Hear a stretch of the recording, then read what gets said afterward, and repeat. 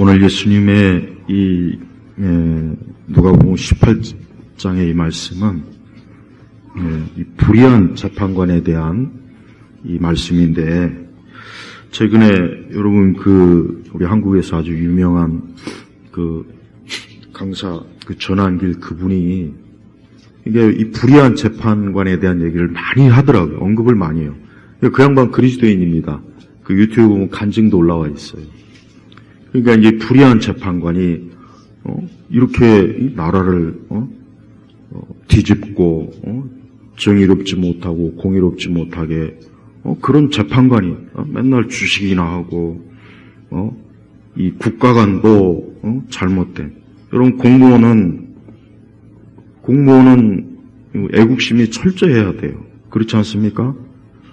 공무원이 애국심이 없고 자기는 정치적 중립이다. 여러분, 세상에 정치적 중립이 세상에 어디 있습니까? 그럼 여기는 자유민주주의 체제니까 그 정치적 중립을 하는 거기로 나가서 살아. 그렇게 얘기해야 돼요.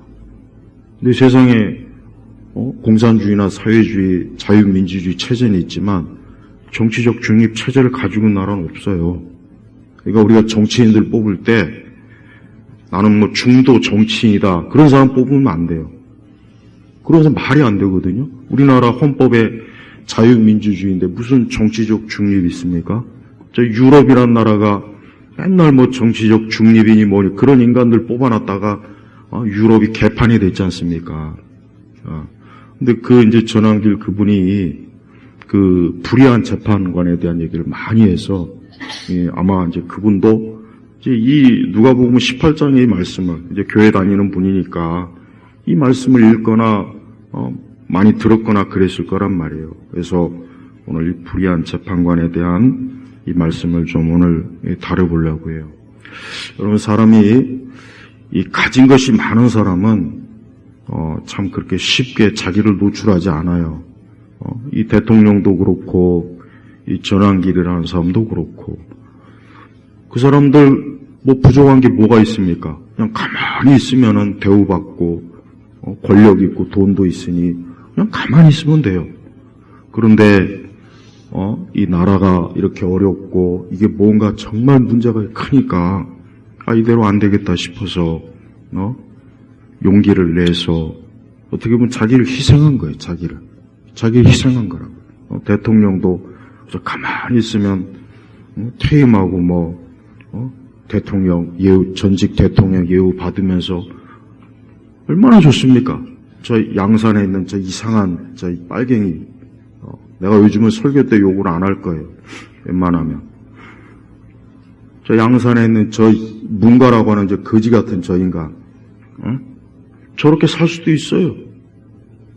세금도 안 내고 국가에서 주는 모든 혜택은 다 처받아 맞고 온 가족이 기생충 노릇하잖아요.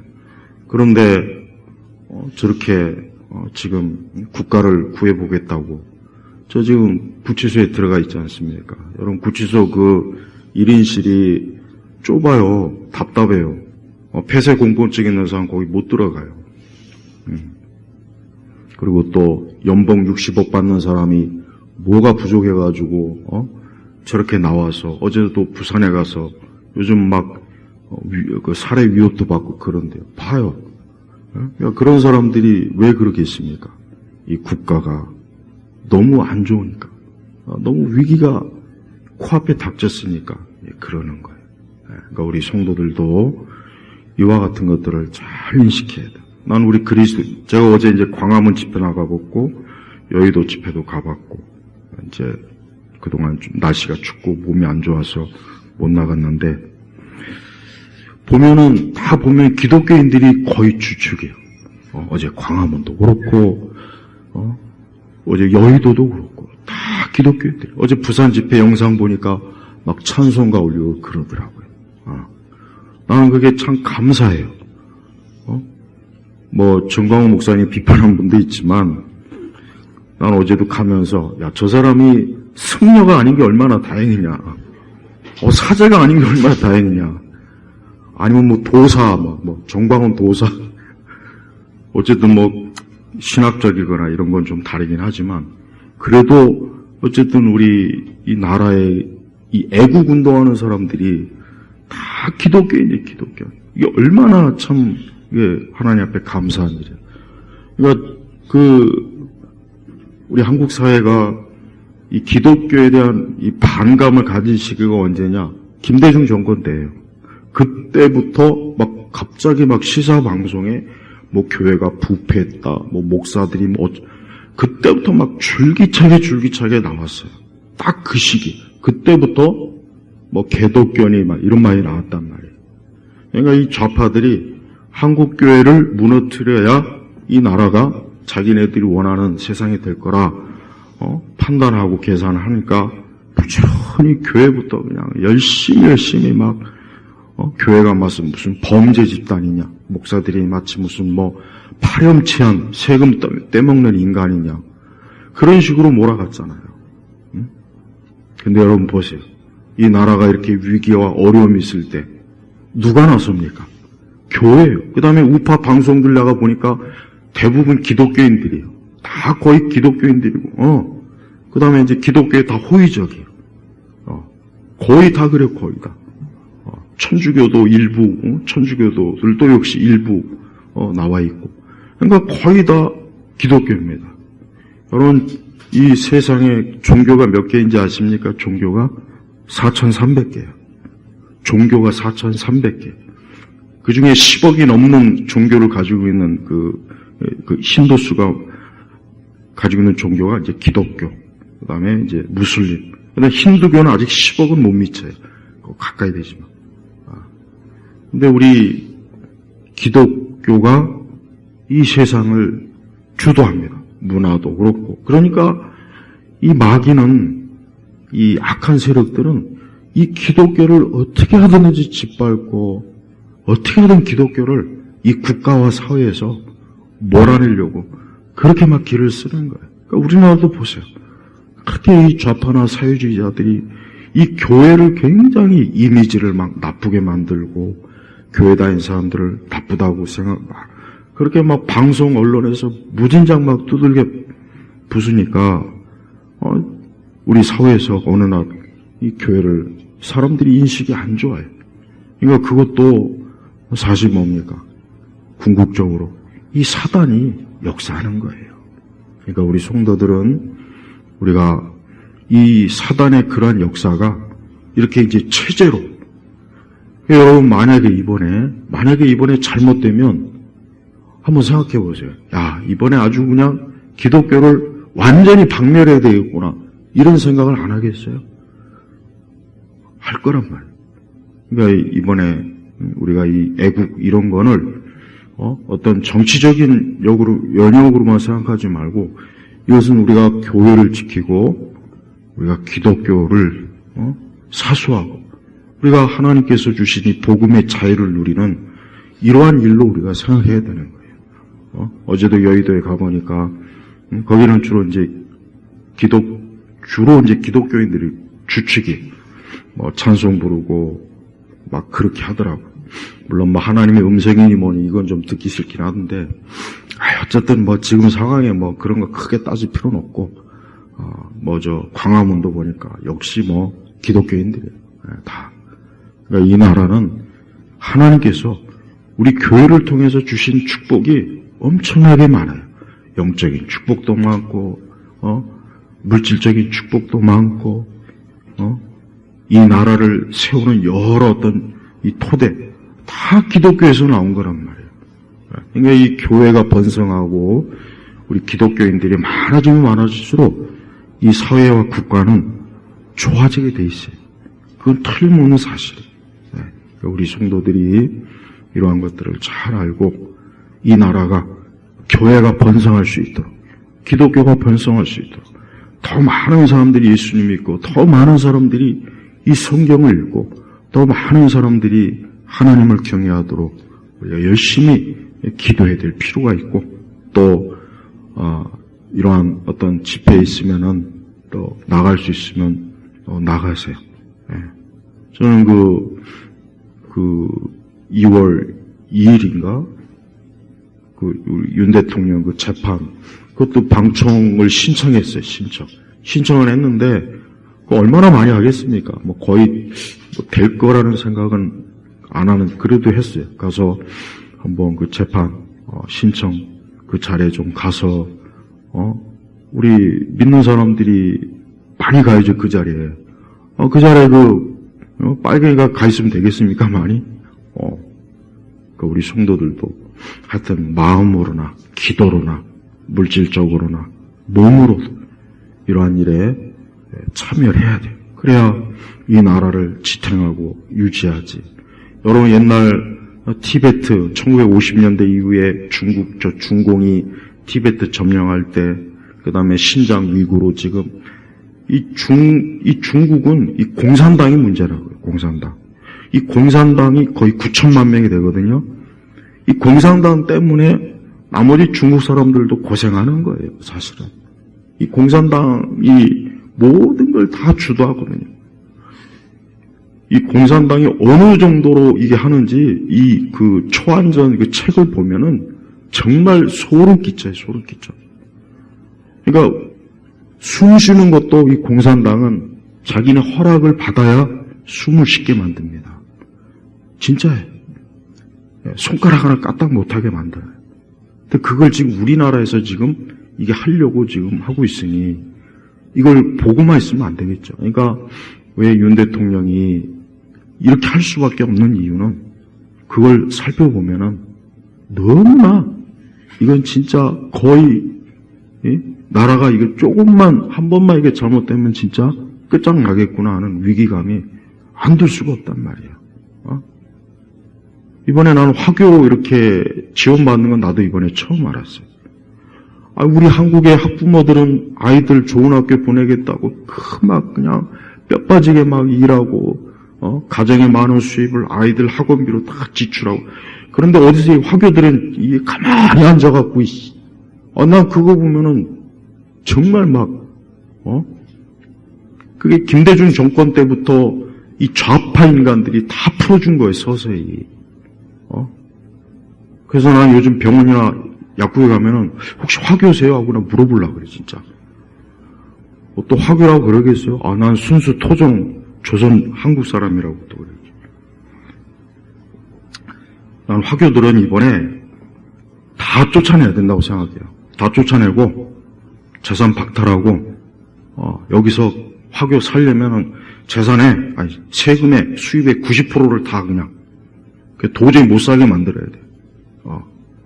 지금 여기 어딘가 뭐 양꼬치 거리도 있고 세상 무슨 양꼬치 거리가 있습니까? 이 나라 전체를 그냥 다 이 중국판으로, 이 공산주의판으로 만들려고, 차이나타운으로 만들려고 지금 나라 전체를 그냥 차이나타운으로 만들려고 그래. 지방의 인구가 줄니까 이제 저 중국 사람들 이주시켜가지고 지방부터 서서히. 여러분 중국의 인구가 뭐 한 1000만이나 1500만 여기다 갖다 놓으면은 우리나라 어떻게 됩니까? 끝장나요 그냥. 끝장난다고요. 근데 이 정치하는 인간들이 돈 받아 처먹고 미인계에 걸려가지고 찍소리도 못하고 중국이 뭐 하라고 하면 아무 소리 못하고 모든 정책을 다 여러분 지하철 왜 그 스크린도어에 보면은 시 있죠? 거기에 왜 중국말로 시가 적혀 있습니까? 간자체로? 저는 없었다고요. 근데 중국 간자체하고 한글이 있어요. 그러니까 우리 교회가 물론 뭐 민족주의에 사로잡히면 안 되지만 저 중국이 이 공산당이 지배하고 있는 한 우리 대한민국은 중국에 대해서는 딱 선을 그어야 돼요. 여기 와서 부동산 절대 매입 못하고 여기서 사업하면 90% 무조건 세금으로 다 떼어버려야 되고 절대 아파트 이런 거 부동산 어떤 곳도 취득 못하게 해버려야 돼요. 그렇게 안 하면 우리가 살 수가 없어요. 우리가 살 수가 없다고. 우리의 자녀들이 살 길이 없다고요. 우리 자녀들이 양꼬치나 팔고 중국 애들이 양꼬치 먹고 가만히 그런 세상이 된단 말이에요. 그러니까 우리가 이번에 하여튼 이 중요한 시기라는 걸 정말 그 어느 때보다 중요한다는 걸 잘 알고 이거는 진짜 좌우의 문제가 아니라 이 나라가 사느냐 일어서느냐 무너지느냐의 그런 문제이기 때문에 그러는 거예요. 그러니까 우리 교회들도 좀 이제는 좀 목사님들이 교회에서도 좀 설교 시간에 좀 이거 왜 이렇게 울려요? 설교 시간에 이런 얘기를 해야 돼요. 왜 이런 얘기를 정말 안 해요? 정말 죽어도 안 해요. 죽어도 안 해요. 어떤 해외에 있는 영국 분이 그런 얘기 하더라고요. 이제 제 설교를 인터넷 들은 분들이 영국 분이 여기 한인교회다가 막 이런 얘기하면은 다들 막 외면하고 아예 이런 거 언급 안 한대요. 해외 그 한인교회들 보면 이 목사님, 목회자들이 좌파들이 많거든요. 특히 유럽 지역은 거의 좌파예요. 유럽 지역의 한인들은 거의 좌파들이 많습니다.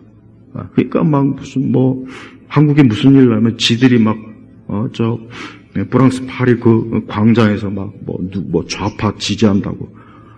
파리에 가서 그 거리에 똥이나 치울 것이지 뭐 하려고 거기까지 가가지고 그런 짓을 하는지. 미국은 그나마 교포들이 우파가 많고 호주나 캐나다는 이 좌파가 많아요. 내 경험상 보면은 그쪽에 있는 분들이 왜 자꾸 교회에서 좌파 욕하냐고 거기서 매일이 와요. 예전에도 보니까 유럽은 볼 것도 없고. 그러니까 이렇게 이 세상이 이 기독교인들이 보면은 우리 한국의 기독교인들이 아직도 이 상황 파악을 못해요. 아직도 상황 파악을 못해요. 아직도. 그렇게 예수님은 시대의 표적을 분별하라고 했는데 그렇게 상황 파악을 못해갖고 도대체 어떻게 살려고 하는지 참 정말 깝깝해요. 깝깝해. 그러니까 우리 성도들도 이런 걸 잘 알고 주변에 있는 사람들이 있으면은 이런 걸 좀 얘기해줘요. 그리고 어쩔 수가 없어요. 그 사람이 좌파고 그 사람이 좀 그런 생각을 가지고 있으면 어느 정도 얘기하다가 안 되면 그냥 얘기하지 않아야지. 계속 붙잡고 얘기해봐야 사실은 참 대화가 안 통해요. 가족이라도 안 통하고. 그러니까 하여튼 우리 성도들은 이런 것들이 다 영적인 뿌리가 있는 거니까 이 영적인 뿌리를 잘 이해하면서 이런 것들과 잘 해야 돼. 그리고 아이들한테도 부지런히 가르쳐야 돼. 아이들이 잘못되면 안 되잖아. 아이들이 잘못되면 안 돼. 그래서 우리 아이들한테도 지금의 현 상황이 어떤지 잘 알려줘야 이 아이들이 또 이 다음에 커서 제대로 된 바른 생각을 가지고 인생을 살지. 그렇지 않으면 또 아이들이 또 원숭이가 되면 되겠어요? 안 되죠. 자, 여러분 오늘 말씀은 오늘 말씀의 핵심은 간단해요. 1절에 있어요. 1절에 뭐라고 했습니까? 예수께서 그들에게 항상 기도하고 낙심하지 말아야 할 것을 비유로 말씀하셨다. 그러니까 오늘 말씀은 자꾸 예수님 당시에도 보니까 예수님 가만히 보니까 이 유대인들이 하나님께 기도하는데 좀 기도하다가 보니까 좀 낙심하고 하다가 안 하고 그런 걸 예수님이 보신 거예요. 그러니까 예수님께서 이거 안 되겠구나. 하나님 앞에 기도하는 걸 저렇게 하찮게 여기는구나. 하나님이 어떤 분인지를 잘 모르는구나. 그래서 이제 이 비유를 말씀하신 거예요. 그러면서 여기에는 이 불의한 재판관이 나오고 그 다음에 여기 보니까 한 과부가 있고 그 다음에 누가 나옵니까? 하나님이 나오셔요. 그러니까 이 비유의 세 주인공이 누구냐? 하나님과 과부와 불의한 재판관이에요. 근데 이 과부가 어떤 문제가 있어서 이 재판에 나온 거예요. 그래서 좀 억울함을 좀 풀어달라고 이 재판관 앞에 와가지고 막 이제 하소연하는 거예요. 근데 이 재판관이 어떤 사람이냐? 여기 2절에도 보니까 하나님을 두려워하지 않고 사람을 존중하지 않는 어떤 재판관이 있었다. 그러니까 딱 하나 예수님께서 이 재판관이 어떤 사람인지를 여기 딱 규정해놨어요. 첫째, 하나님을 두려워하지 않고 그 다음에 또 두 번째 뭡니까? 사람을 존중하지 않는 거예요. 그러니까 이 재판관은 불신앙자에다가 교만한 사람이에요. 우리의 저 헌재에 있는 그 사람들하고 똑같은 거, 헌재에 있는 사람. 그 다음에 박근혜 대통령을 탄핵한 그 8명의 아주 그 사악한 자들. 그 사람들은 하여튼 역사 내내 박근혜 대통령 탄핵한 그 헌재 재판관들은 하여튼, 본인 스스로도 그렇고, 본인 가족도 그렇고, 본인 후손들도 대대로 수치와 부끄러운 줄 알아야 돼요. 그러니까, 이 재판관이 좀 하나님을 경외하고, 또 사람 앞에서도 겸손한 사람이면 얼마나 좋겠어요. 근데 이 사람이 딱 보니까, 하나님도 우습게 여기죠. 뭐 사람 앞에서도 교만하지. 그러니까 이런 재판관을 만나면 이건 뭐 재판 하나마나한 거예요.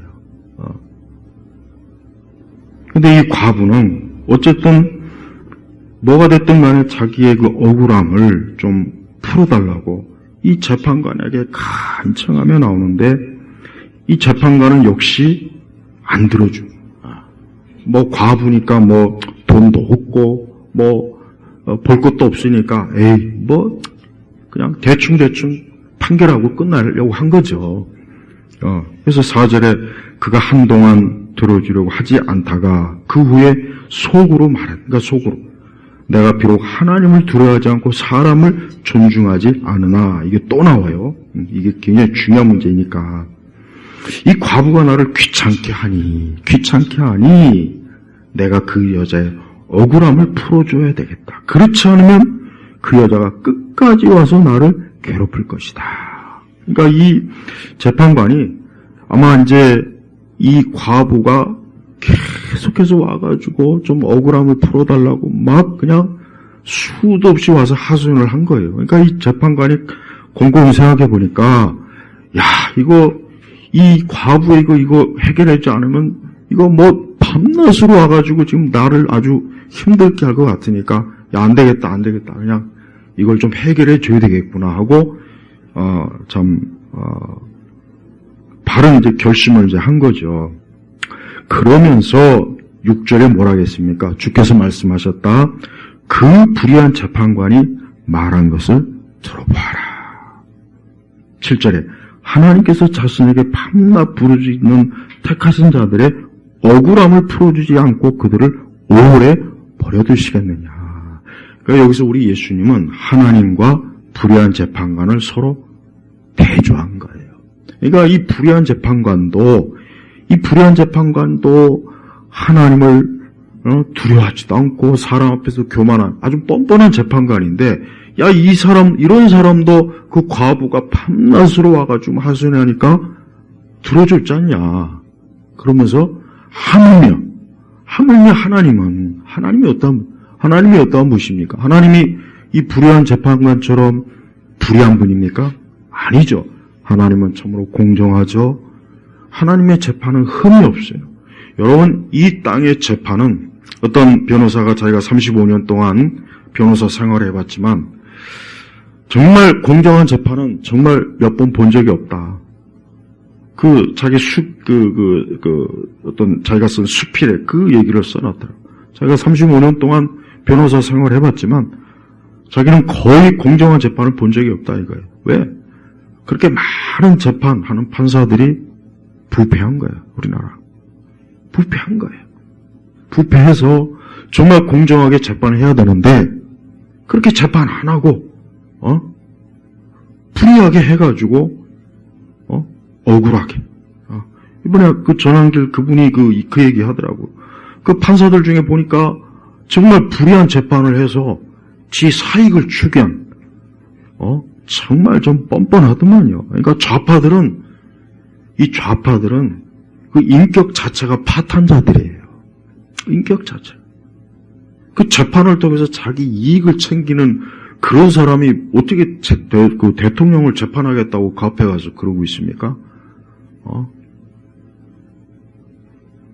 그 문제가 되는 4사람 재판관을 보니까 하나하나 그 이력을 보니까 정말 인간으로서 인간으로 그 판사는 고사하고 인간으로서 기본이 안 된 자들이 그런 자리에 올라가가지고 재판을 하겠다고, 그것도 한 나라의 대통령을 재판하겠다고, 거기에 있으니 진짜 참 뻔뻔스럽더라고요. 뻔뻔스럽더라고요. 근데 그런 이들을 옹호하는 사람들은 또 누구입니까? 여러분, 재판을 받아보지 않은 사람은 지금 이 내용을 아마 잘 시각을 못할 거예요. 근데 재판을 받으면요, 이게 얼마나 심각한 문제인지를 자기가 피부로 한번 겪어봐야, 야, 이 재판 문제가 이게 보통 심각한 게 아니구나 하는 걸 알 수가 있어요. 그래서 어떤 유명한 사람이 그런 얘기를 했어요. 사람이 살면서 혹 살면서 어떤 문제가 있을 때 재판이 있으면은 거기에는 절대 돈을 아끼지 말라 그랬어요. 그 말 맞는 말이에요. 그럼 그것도 돈이 있어야 이제 뭐 하는 거지, 사실. 하지만 어떤 재판이 걸리면 절대 돈을 아끼지 말아라. 가장 좋은 변호사, 가장 좋은 법률 거기다가 꼭 해라. 그런 조언을 하더라고요. 그만큼 재판은 중요한 거예요. 이 재판 하나가 한 사람의 인생을 무너뜨리고 바르게 세울 수도 있고, 억울한 사람의 억울함을 풀어줄 수도 있고, 진짜 나쁜 놈들을 또 처리할 수 있고. 이 재판은 보통 문제가 아니란 말이에요. 그러니까 사람이 이런 이 재판에 한번 걸리면은 정말 심각하고 이게 보통 큰 문제가 아니에요. 그러니까 이 과부도 왜 이렇게 가서 밤낮으로 왜 이렇게 이 불의한 재판, 아주 소문난 재판관인 것 같아요. 이 과부도, 야, 저 사람이 저거 내가 아무리 얘기해봐야 들어줄 것 같지도 않지만 그래도 가서 막 그냥 자기의 억울함을 막 풀어달라고 한 이유가 뭐겠어요? 그만큼 자기에게 너무 중요한 문제니까. 그러니까 가서 그냥 막 기를 쓴 거예요. 근데 이 불의한 재판관이 이 과부가 너무 막 귀찮게 하니까 이거 도저히 안 되겠구나. 그래서 이제 들어준 거란 말이에요. 여러분, 우리 성도들이 하나님 앞에 기도할 때 하나님은 이런 분이 아니에요.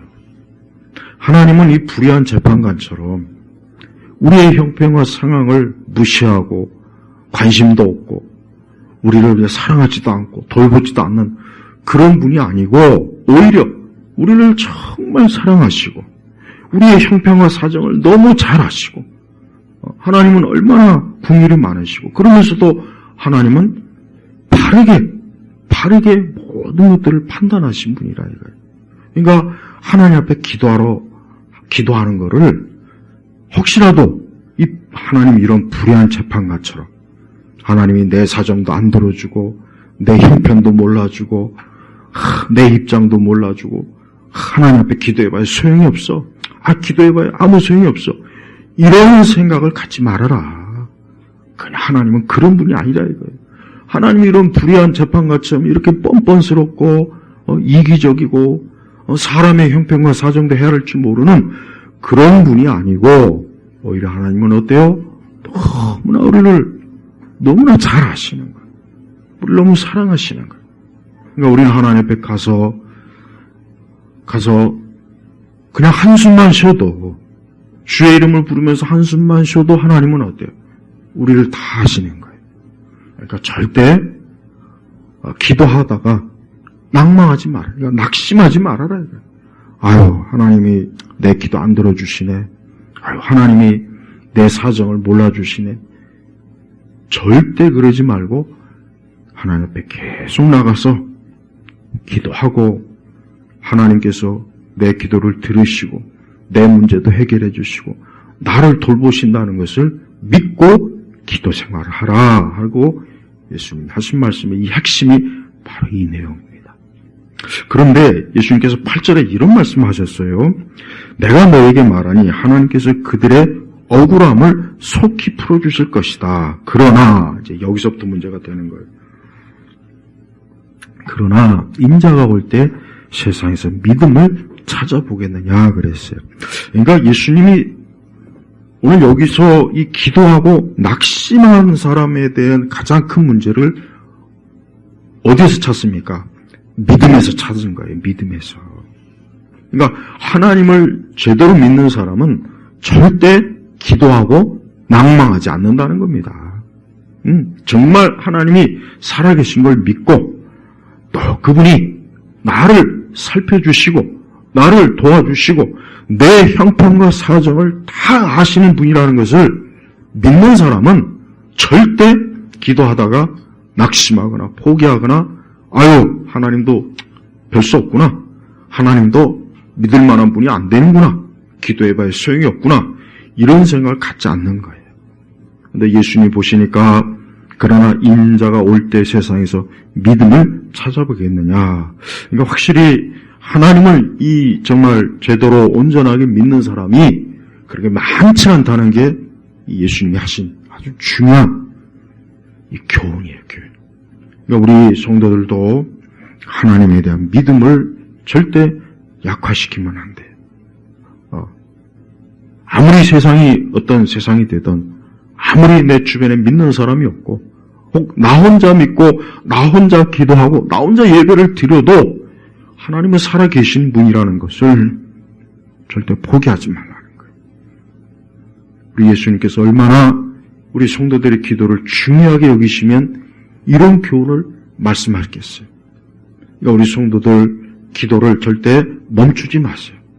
절대 기도를 중단하지 마시고, 혹 아직까지 나의 기도가 응답이 안 됐고 내 기도가 혹 하나님께서 들어주시 않는 거 아닌가, 이런 생각을 가지고 계신다면 오늘 말씀을 다시 한번 잘 보시고, 그럼 하나님이 불의한 재판관인가? 하나님이 이렇게 불의해서 하나님이 이렇게 기도하는 사람, 하나님께 청원하고 하나님께 도와달라고 그렇게 간절히 구하는 그 사람을 매몰차게 외면하고 모른 척하고 하나님이 그런 분인가? 한번 생각을 합니다. 정말 하나님이 그런 분이라면은 우리는 그런 하나님을 믿을 필요가 없죠. 그러나 하나님은 그런 분이 아니에요. 이렇게 불의한 재판관조차도 이 과부가 그렇게 막 밤낮으로 막 그냥 도움을 구하니까 결국은 이런 사람도 이 과부의 이 요청을 들어주는데, 아니 하나님이 하물며 하나님이 그런 분이겠느냐 이거죠. 그러면서 믿음을 잃지 말고 믿음을 가지고 계속해서 기도 생활을 하라는 거예요. 기도 생활. 그러니까 우리 성도들이 항상 올해도 우리 성도들에게 제일 중요한 게 뭐냐?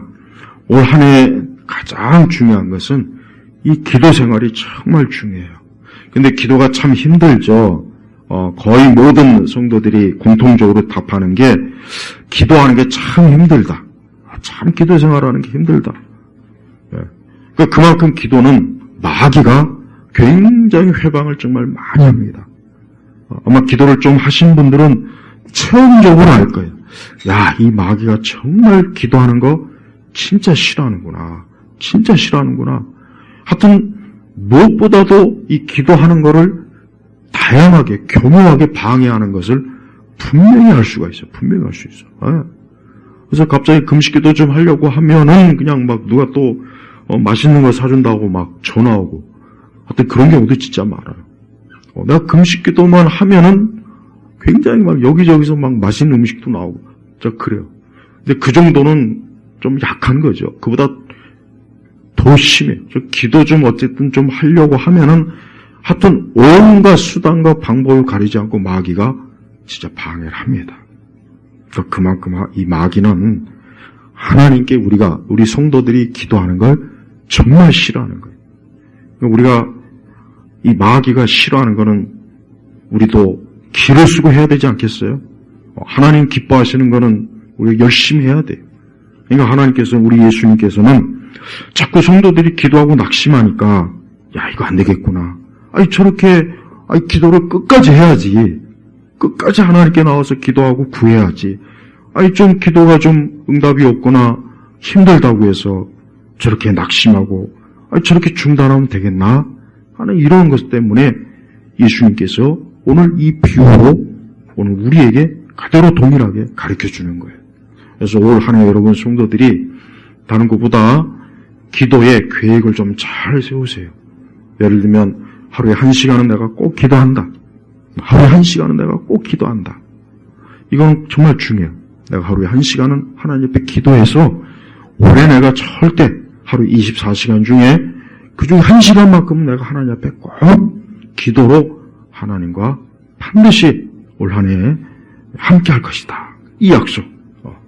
그리고 또 기도를 혹시 이 마귀가 내 기도를 멈추게 하려고 하는 여러 상황을 잘 미리 대비를 해야 돼요.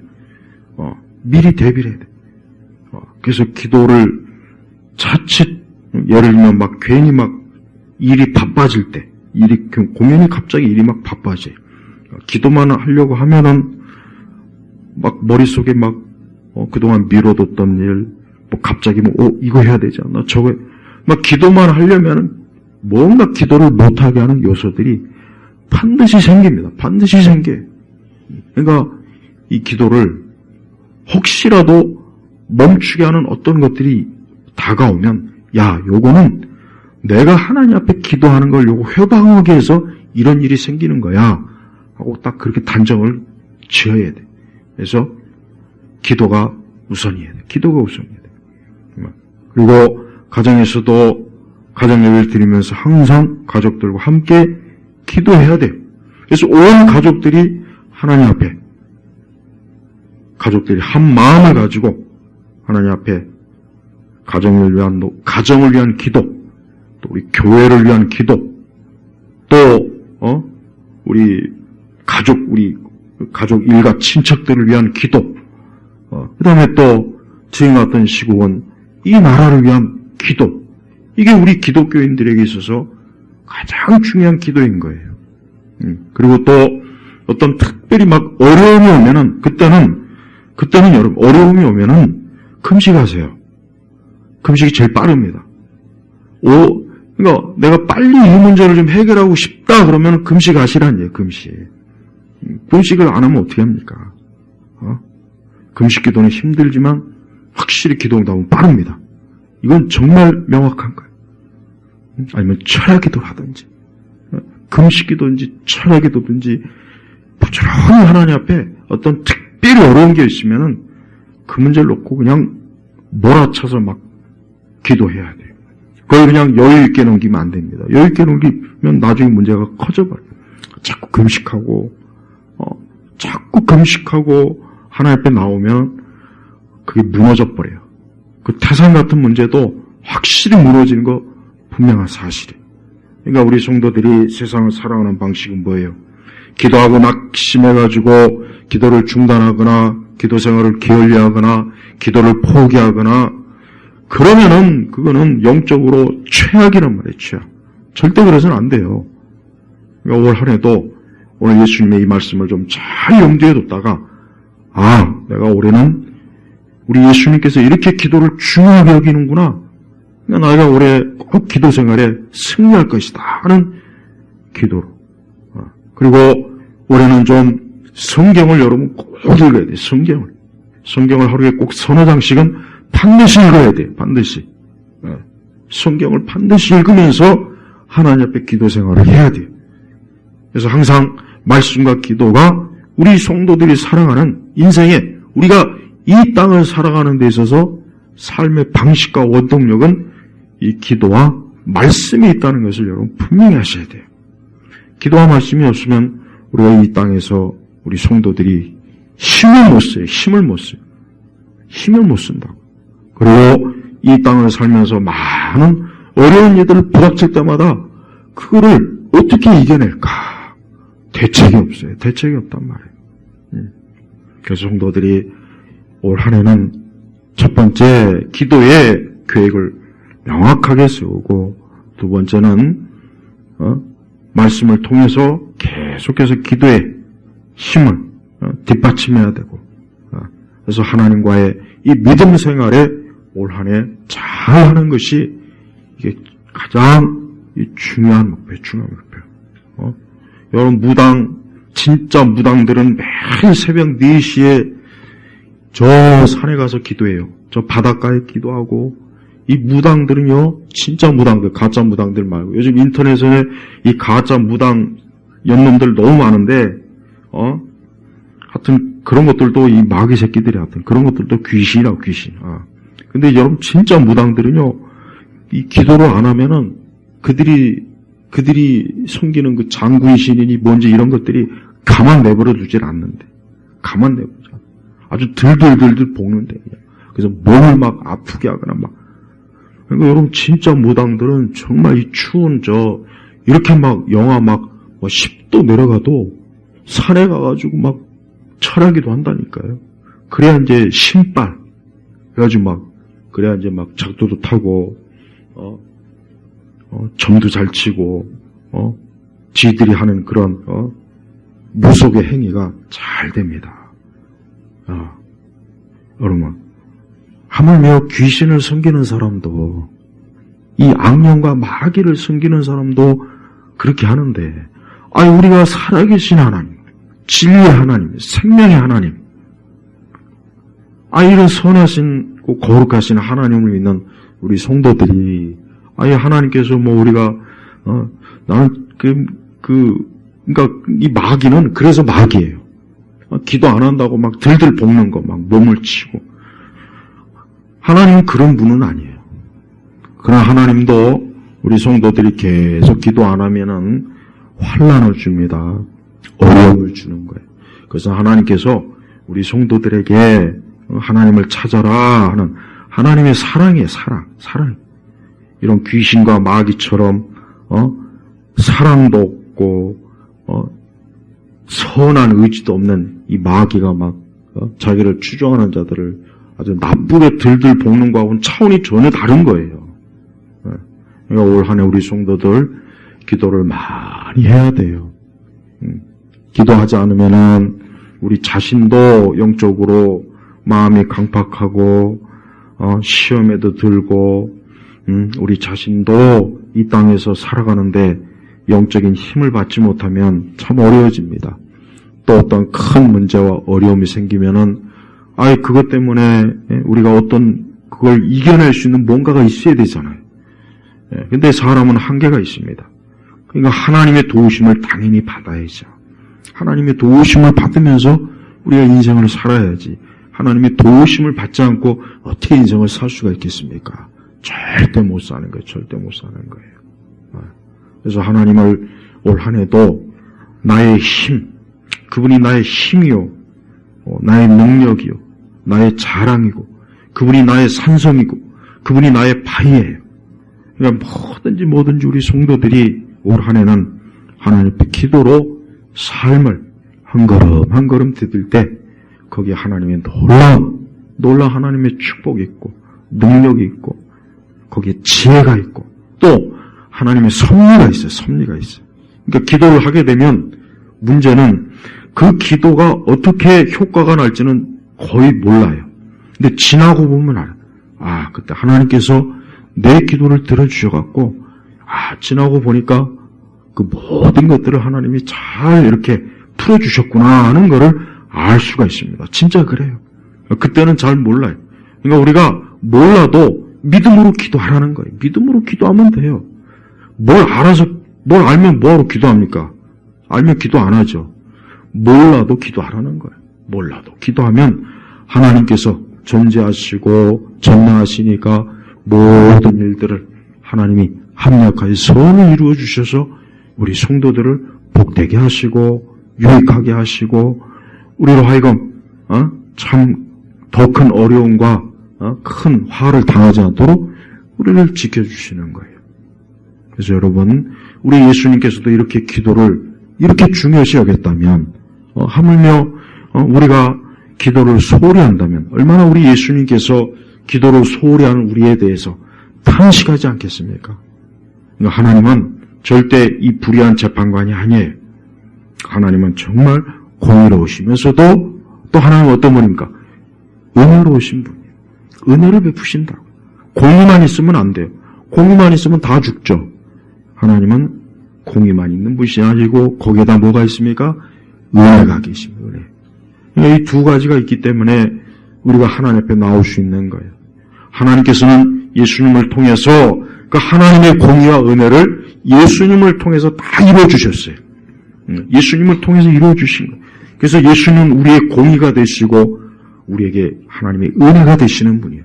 그래서 예수 믿으면 구원받는 것이고 하나님의 자녀가 되는 것이고 예수님 믿으면 그가 하나님으로부터 영생을 얻고 영원히 하나님의 돌보심을 받는 그런 가장 복된 인생이 되는 겁니다.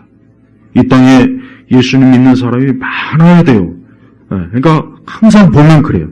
야, 이 땅에 여러분 저 헌재에도 그 전환길 같은 자기가 어떤 그 손해를 봐도 야 이건 아니지 않느냐 하고 그런 담대함 있는 사람이 그런 재판관들이 있으면 얼마나 이 나라가 어때요? 나라가 평안하단 말이에요. 근데 이 잘못된 진짜 하나님을 두려워하지도 않고 사람 앞에 교만한 이런 판사들이 이 대한민국에 많으니까 또 뭐 우리 법 연구원이 뭐니 그 이상한 그런 사조직 법조계 안에 왜 그런 사조직을 왜 남겨놓는지 난 그것도 정말 이해가 안 가요. 그거 빨리 해체시켜 버려야 돼. 저런 자들이 이 중요할 때, 이 국가가 정말 이 중요한 이 시기에 꼭 저것들이 판결을 해가지고 나라를 엉망진창으로 만들어 놓고 나라를 진짜 흐트러뜨리는 그런 저 민주노총이나 저런 인간들한테는 그냥 다 풀어주고 책임도 안 묻고 그 대신 진짜 이 나라를 위해서 뭔가 하는 그런 사람들은 오히려 잡아 집어넣고 그러니까 이 세상이 바뀌었다니까 바뀌었어요. 지금도 계속해서 저 민주당이 지금 이 불의한 재판관처럼 지들이 막 이렇게 하는데 저거 자꾸 저렇게 하면은 하나님께서 저 절대로 가만 놔두질 않을 거예요. 가만 놔두질 않을 거예요. 하나님께서는 여러분 모든 것을 심판하시는 심판주예요. 이 땅의 모든 걸 하나님이 심판할 거예요. 아직 세상에 드러나지 않는 일이 얼마나 많습니까? 여러분 사람은 또 그래요. 뭐 불의한 재판관이라고 하지만 여러분 사람은 어쨌든 사람은 불완전하기 때문에 고의적이나 의도적이 아니래도 잘못 판결할 수가 있어요. 있어요. 어쩔 수가 없는 거예요. 사람인데 뭐 어떻게 하겠습니까? 하지만 하나님은 어때요? 완전한 재판장이시죠. 이 다음에 모든 사람들이 하나님 앞에 가면은 하나님은 그들을 완벽하게 하나님이 심판하실 거예요. 완벽하게 심판하실 거예요. 그 앞에서는 조금도 하나님께는 뇌물도 통하지 않아요. 이 땅의 권력도 통하지 않아요. 하나님 앞에 인간의 지위나 전혀 안 통합니다. 하나님 그런 게 필요가 없어요. 우리가 그 하나님 앞에 설 때 어떻게 설 수가 있겠습니까? 우리의 공로, 우리의 지식, 학식, 어떤 선행, 노력, 나의 어떤 하나님 앞에 그런 거로 서봐야 아무 소용이 없는 거예요. 우리는 오직 하나님의 의로 쓰는 겁니다. 그 의를 누가 주셨습니까? 예수님이 주셨잖아요. 예수님께서 나에게 하나님의 의를 부어 주셔서 우리 믿는 성도들은 이 다음에 하나님 앞에 갔을 때 우리는 멸망의 심판을 받는 게 아니라 우리는 그분 앞에서 하나님의 자녀로 오히려 하나님께서 우리를 기뻐하시고 우리를 반겨주시는 거예요. 우리는 죄인으로 쓸 일이 없어요. 우리는 이 다음에 심판대 앞에서 죄인으로 쓰질 않습니다. 우리는. 왜? 이미 예수님께서 우리를 대신해서 그분이 심판을 받았잖아요. 그러니까 우리가 죄인으로 하나님 앞에 심판을 받는다는 생각을 하지 마요. 그건 할 일이 없어요. 왜? 나는 하나님의 자녀로 주님 앞에 서는 거예요. 그래서 하나님은 이 다음에 최후의 심판 때 이 땅의 모든 불의한 자들을 다 멸망으로 진짜 무서운 심판하는 하나님 앞에 있는 거예요. 사람이 궁극적으로 그걸 생각하면 좋겠어요. 여기 보니까 이 불의한 재판관의 가장 큰 문제가 뭡니까? 계속해서 반복해 나오잖아요. 하나님을 두려워하지 않고. 이게 제일 무서운 거예요. 여러분 사람은 하나님을 두려워할 줄 알아야 돼요. 여러분 이 공산주의자나 사회주의자들의 문제가 뭔지 아십니까? 저들은 하나님을 두려워하지 않아요. 하나님이 없다 하는 자들이니까. 하나님이 어딨냐? 하나님 같은 건 없다. 인간은 오직 물질적 존재이니까 무슨 천국이 있고 지옥이 있고 천사가 있고 그런 거 전혀 없다. 이 공산주의 사회주의자들은 그래서 저들은 어때요? 악한 일에 대범한 거예요. 악한 일에 대범한 거예요. 그러니까 하나님을 두려워하지 않는 건 가장 문제가 큰 거예요. 우리 성도들은 항상 하나님을 두려워하는 마음. 이 두려워하는 마음이라는 건 뭐예요? 하나님이 모든 걸 다스리시고 모든 걸 주관하시고 모든 것이 다 하나님께 나오는 것이고 모든 일을 하나님이 궁극적으로 심판하신다 하는 걸 염두에 두고 살아야 돼요. 여러분, 중세시대 사람들은 물론 그 시대가 좀 기독교라고 가는 게 좀 그렇긴 하지만 그래도 여러분, 중세시대 사람들은 하나님에 대한 두려움이 가득했던 사람들입니다. 우리 시대보다 훨씬. 그러니까 그 시대 사람들은 물론 성경을 잘 모르거나 또 기독교에 대한 지식에 충만하지 않지만 그래도 항상 하나님에 대한 그 두려움이 있기 때문에 항상 어때요? 늘 하나님을 의식하면서 살았어. 그러니까 중세 서구 시대 사람들 보면은. 근데 지금 세상은 하나님을 두려워하지 않는 시대예요. 하나님 믿지 않는 사람이 하나님을 두려워하지 않는 건 당연해요. 그런데 교회를 다니는 사람들이 하나님을 두려워하지 않는 게 이게 큰 문제입니다. 교회가 가볍고 천박하게 춤추면서 노래하고 하나님 마치 무슨 자기 가까운 친구나 되는 듯이 그거 절대 안 좋아요. 그렇게 하면 안 돼요. 난 기독교인의 집회를 이렇게 보면은 다 좋은데 너무 하나님에 대한 두려움이 없다. 이게 제일 항상 그게 제일 제가 그걸 마음에 걸려요. 좀 하나님을 두려워하면서 그분을 사랑하면 얼마나 좋습니까? 하나님을 두려워하는 판사들, 하나님을 두려워하는 대통령, 하나님을 두려워하는 학교 교사, 하나님을 두려워하는 국회의원, 하나님을 두려워하는 공무원들, 하나님을 두려워하는 군인들. 그럼 얼마나 좋겠습니까?